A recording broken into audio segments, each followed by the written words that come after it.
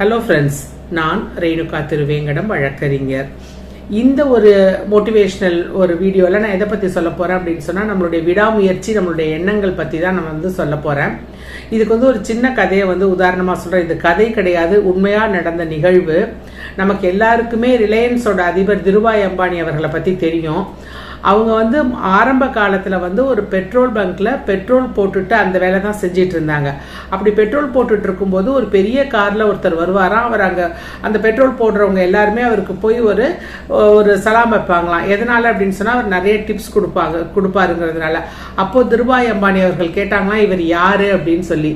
இவர் பெரிய ஒரு ஆயில் ரிகோட ஓனர் இவர் நிறைய டிப்ஸ் கொடுப்பாரு, நீயும் வா அப்படின்னு சொல்லி கூப்பிடும் போது அவர் சொன்னாராம், நானும் ஒரு நாள் இந்த மாதிரி ஒரு ஆயில் ரிகுக்கு ஓனராகி இதே மாதிரி ஒரு கார்ல வருவேன் அப்படின்னு சொன்னாராம்.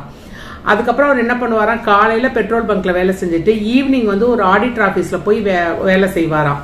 அந்த மாசம் முடிஞ்சோடனே அந்த ஆடிட்டர் ஆபீஸ்ல இருக்க ஜூனியர் ஆபீசர் அவரை கூப்பிட்டு, இந்தா நீ இந்த மாசம் வேலை செஞ்சதுக்கான சம்பளம் இதை வாங்கிக்கோங்க அப்படின்னு சொல்லும் போது, திருபாய் அம்பானி எனக்கு சம்பளம் வேண்டாம் அப்படின்னு சொன்னாங்களாம்.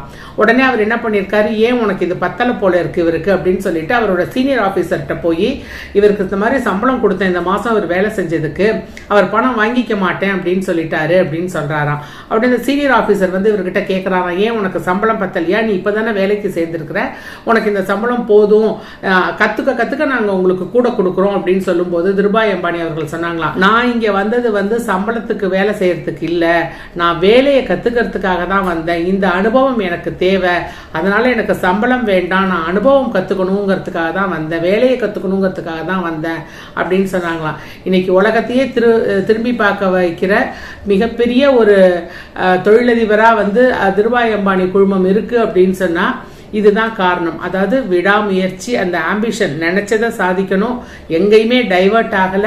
அவர் என்ன நினைச்சாரோ அதை சாதிக்கிறதுக்கு அவர் தூண்டுகோலா இருந்தது அவருடைய உழைப்பு, விடாமுயற்சி, தன்னம்பிக்கை. இது மூணு தான். இது மூணையும் எக்காரணத்தை கொண்டும் இழந்திடக்கூடாது. Thank you friends.